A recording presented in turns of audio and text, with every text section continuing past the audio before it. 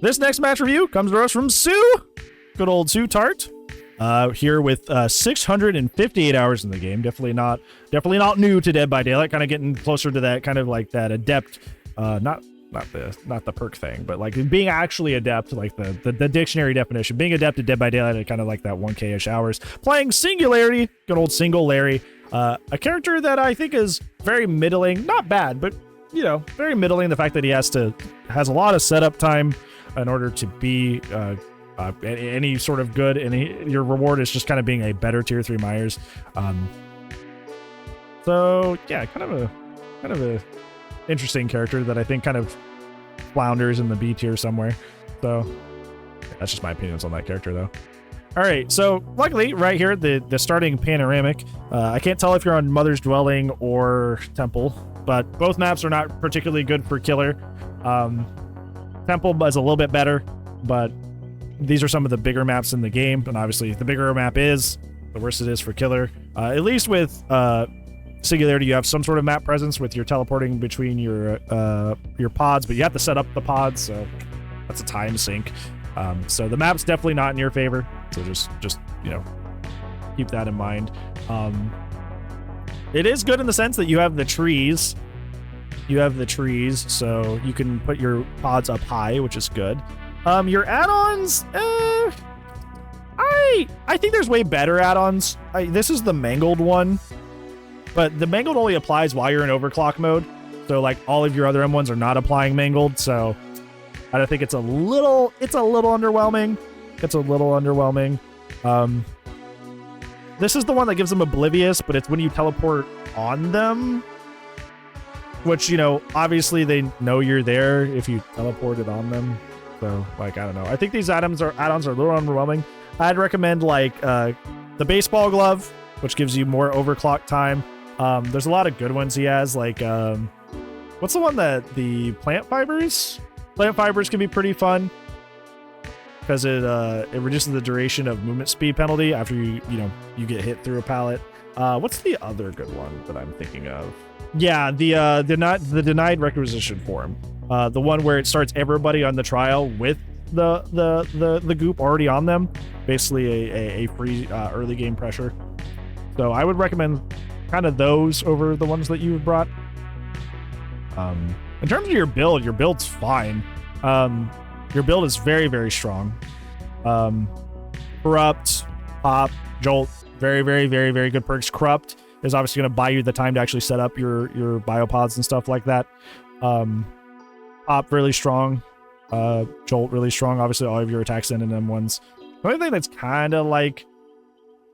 The only thing I kind of like not the hugest fan of is like Bamboozle, because like you already have an anti-chase tool as your base kit. So Bamboozle can become a little redundant, but it's not a bad choice. It's just kind of like not a purely optimal choice.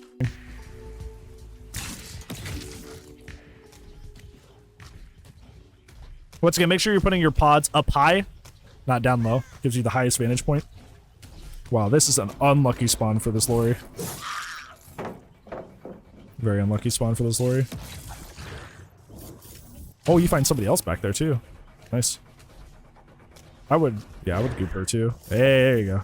Oh, you're just gonna teleport her. But I mean, that's fine. You'll probably down her for this. I was afraid you were gonna get Pocos there. Or not get Pocos, but get robbed. But you actually got the, Yeah, that's what this right here is why you put your BIOPODs high. Because if it was higher up, like I say, it was on this tree up here, you could probably still see where that other survivor ran off to. But since you put it really low, you don't have a good field of view. You don't have a good vantage point. So make sure you're putting those as like vertically high up as the game will let you. For Singularity. Yeah, you would have seen her if you had put it up high. Yeah, which you then would have prevented her from going for the Sabo. You think little mistakes like that aren't a big deal until something like that happens? You're like, oh, yeah, that would have been good to stop from happening.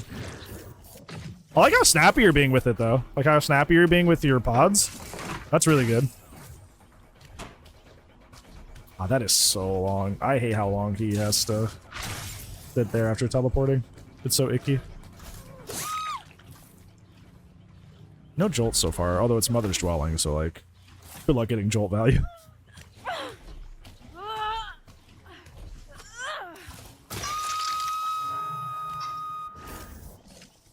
Okay. Did they hurt you? That's funny. Oh, almost. But like, see, case in point, if you put this higher up, you probably would be able to teleport to her. You're learning the hard way why you do this. If you had actually put it high up, yeah, you actually would have been able to teleport to her. Also, don't forget you have pop.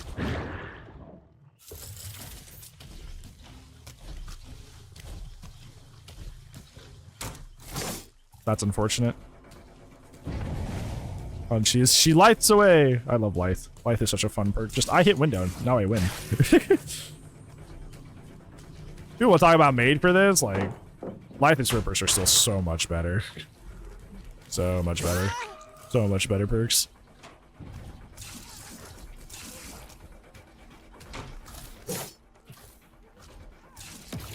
Oh, unfortunate. I see what you were trying to do. I mean, there, I wouldn't even use my power. L-wall, T-walls are some of the weakest tiles in the game. I would just play it. I wouldn't even try to go for my power there.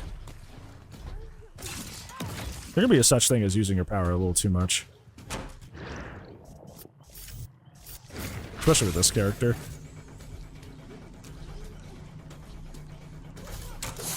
Hey, you get it. Good job. Good job taking a moment to check your cams. That's another thing I don't see a lot of Singularities do, which is why they kind of like flounder and fail a lot, is that you got to understand that your pods are just as much info as much as they are like a chase ability. Like, yes, it is your primary chase ability and you should be using it primarily as that, but it's also an info network to let you know what's going on around the map. And I don't see a lot of people use it that way, so I'm glad that you, at least to a small extent, are already like doing that.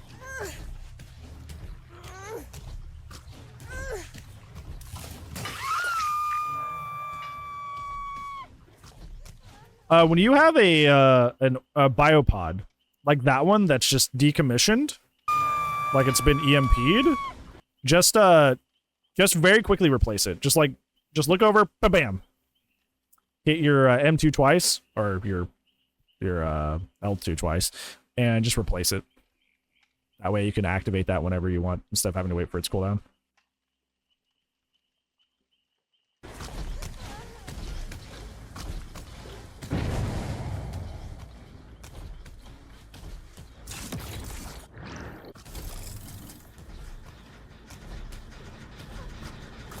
You're actually not doing too bad right now. You have two hooks before the first gen pops, so you have good early game pressure.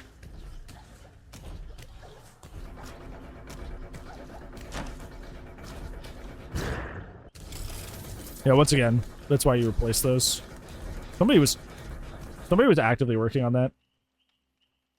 Somebody was actively on that gen. You could have swung and hit them. I heard that there's difference between gen has progress noises and gen like working noises, and those were gen working noises. Somebody was right there. And now they can just get to keep working on the gen. See here, where you've been snappy with your M2 so far, where you're, you know, putting a pod, gooping them really quick, and then teleporting them, that would be really, really helpful here, but you're not doing it here for some reason. Yeah, you're not doing it here for some reason, which is weird. Because she would be down and dead here already if you had done that. Okay, now you're like, okay. I guess you wanted to, like, chase her first to see if you could get it normally, but I just would have done this way earlier. Yeah, there's the Meg that was actively on it. Once again, be careful about dry kicking gens. 2.5% is all that does. So if you think somebody's going to come back and tap it, that's a waste of time. I still think you should add Lori dead and down here. Not dead, but just down here. Nice. Good job.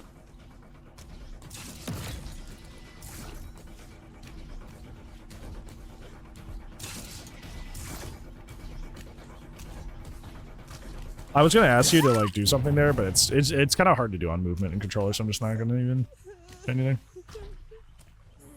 Don't be this scared of picking up. You don't need to be that scared of picking up. What you can do there is if you suspect somebody is on that side of the pallet, you can pick up and just like swing. And that'll either put you outside of the range of like somebody getting prompt to actually like drop on you, or like they get prompt but you hit and down that person anyway. Because in this case it was the lorry. So you just down her there. Yeah, exactly what Phantom said. You can kind of body block one side of the pallet. If you're on console, it's hard to avoid spins because console things. Back up. If you're gonna get spun, back up. That's the way you counter spins, is by backing up. You're caring way too much about this lorry, and I would not.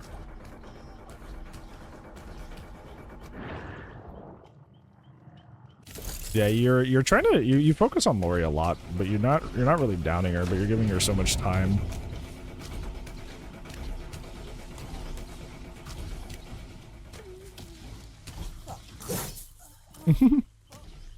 I would just pick. Oh, here she comes. Wow, she was very.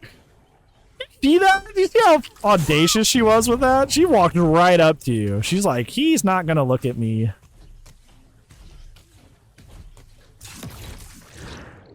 Once again, if you had put that higher up instead of just like at like eye level, you probably could have gooped her. That's probably your biggest mistake I'm seeing. Yeah, you are literally losing out on so many biopod like slipstreams because you are putting them at eye level instead of high up. You got to start putting those as vertically high up as possible. You are literally losing so many possible slipstreams because of that.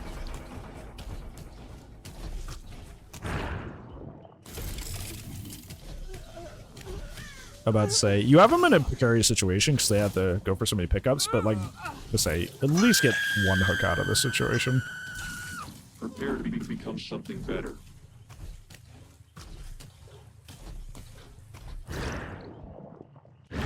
You knew they were all here, so you're just checking around the cams to see where they went off to. He sneaks in, gets the save. You should be able to go chase the unhooker or chase her. I would just chase her. She's just in your face. Yeah, I'm about to say, like, sucks to suck, but, like, you know, she's the one you saw. There's no reason not to chase her. No reason to be a nice guy if you're trying to stay consistent. So she will be Death Hook after this, which is really good, especially at 4 gens.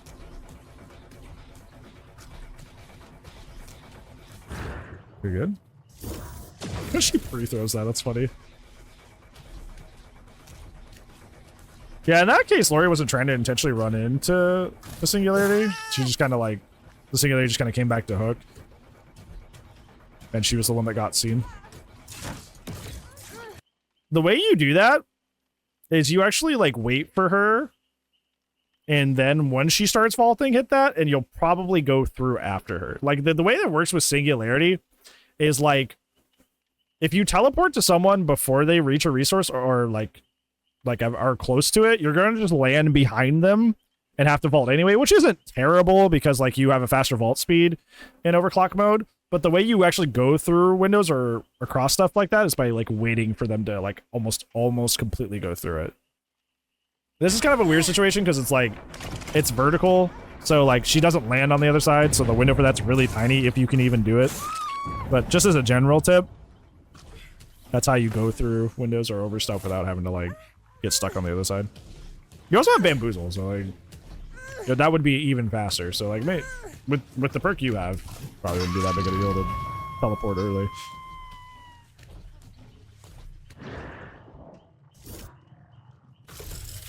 Once again, I'll keep saying it till I'm blue in the face. If your biopods were a little bit higher placed, probably could have done something about that. But because they're not higher up, there's a lot of stuff in the way.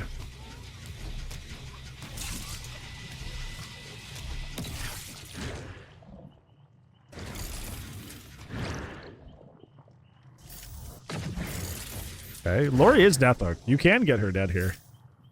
It's a 4 gen, so you don't necessarily have to. I don't know, that gen up in main is almost finished. And you don't know what their hook progress on the rest of the map is? Oh, you do it. Oh, you just missed your pop too. That's so sad. Yeah, I'd probably go after her. Because, yeah, they have a gen and a half done. This is one of the biggest things about Dead by Daylight that causes people to lose that they don't think about is, like, they don't have a good, like, macro presence, like, not just at, like, on the map, but, like, in their brain. They're not thinking about how the game actually is. Because, like, perfect examples right now. There's a gen that's, like, 90%. There's a gen that they just passed by that's 50%. So what? Even though that number down there, the number of gens in the match, that's 4. Realistically, we're at 2. We're at 2.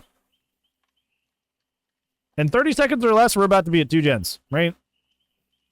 So, like, beating that to the punch is important, right? Realizing, hey, realistically, we're actually at 2 gens. And playing as if you were at 2 gens at 4 is the difference between a win and a loss. And understanding how much pressure is actually being enacted on you at any given point.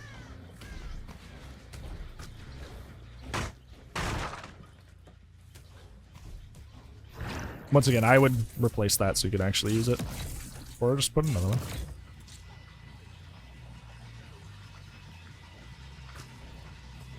But you shouldn't even be in this situation because you should just be replacing the one that you used already. They're definitely not going to be there by the time you're done doing that. Yeah, they're not going to wait there and let you do that. Should just replace the one up there.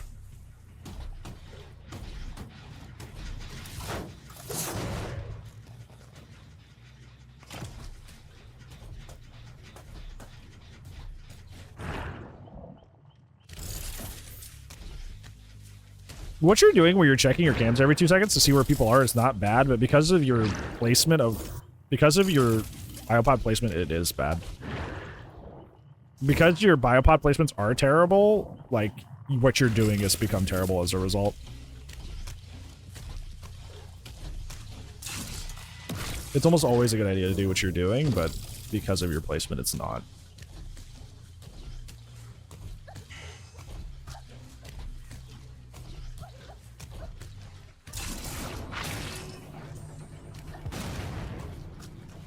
Random flashbang.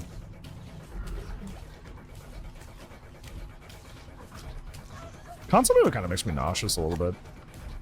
Just like how, like, you know, well, she is dead. I would, if you can't get this M1 really quickly, I would just, oh yeah, go back and kill Lori.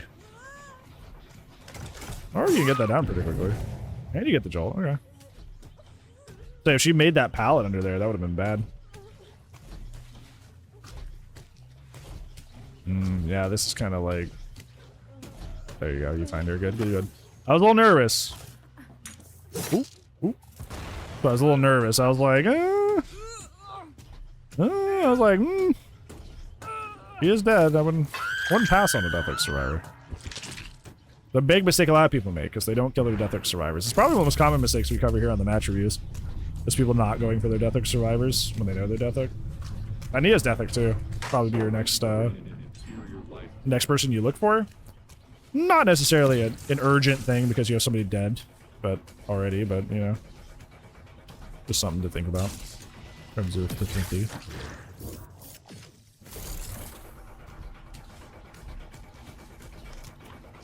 Strange question, why do you bring Bamboozle if you don't use it? I have not seen you vault a single window this entire game, with multiple opportunities to do so.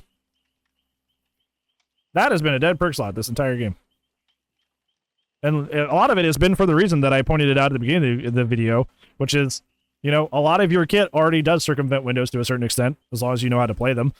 So, you haven't actually been using that. So, I would take that off. I haven't seen you use it once. See, like, right there, this is what I was talking about earlier. So how you circumvent that is, instead of teleporting right there, like the moment she crosses over the window, and she goes for that vault, be a little bit more patient. Like, I would not follow her all the way up here.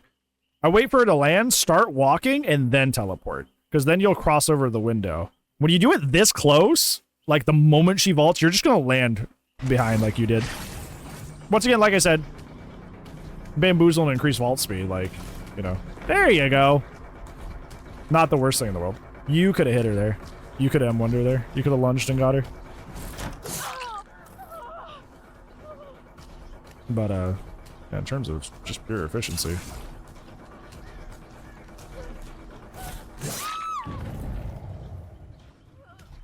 Okay, so you know they're on that because Jolt.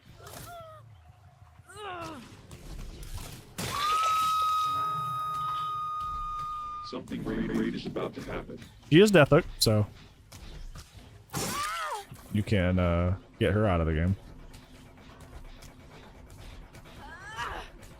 She's gonna choose to trade as a last-ditch, you know, thing to help her team. You don't need to slug here. This is like a super optimal play, but like theoretically you don't have to. Yeah, theoretically you didn't have to do that. You're already way ahead. Just a small little efficiency thing. If you are in an option like right now where you're not under a lot of pressure, always hook the person that you downed the latest instead of the one the most recently, because if they have Unbreakable, it is possible they will pop their Unbreakable before you come back and grab them to hook them. So obviously if you hook that other person first, you circumvent that issue. So keep that in mind.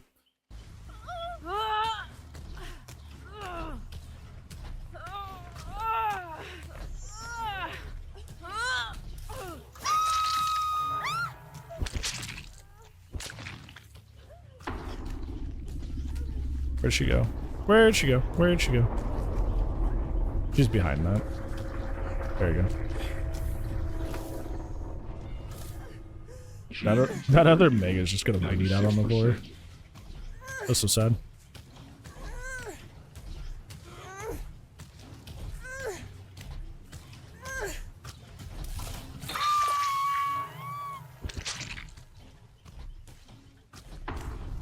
Meg's been slugging the whole match. Yeah, when the Singularity downed her up to slug and get Lori, that's where she's been this whole time. Like, that happened so long ago. She's still over there.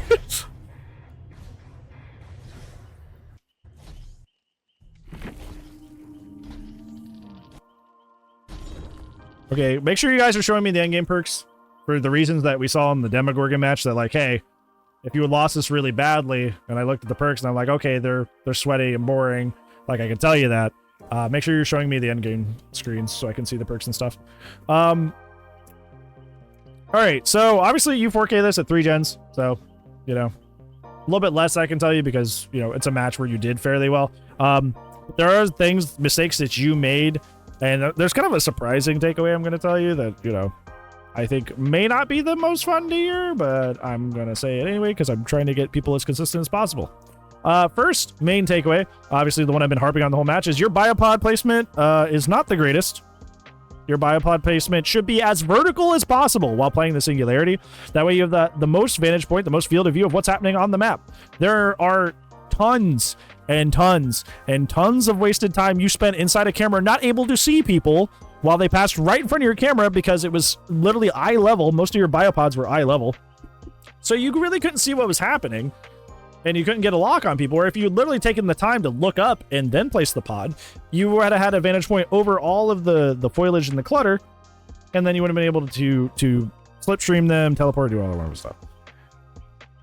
So you missed out on tons and tons of opportunity and spent a lot of wasted time inside your cameras when you literally could have just placed them higher up and saved yourself the headache.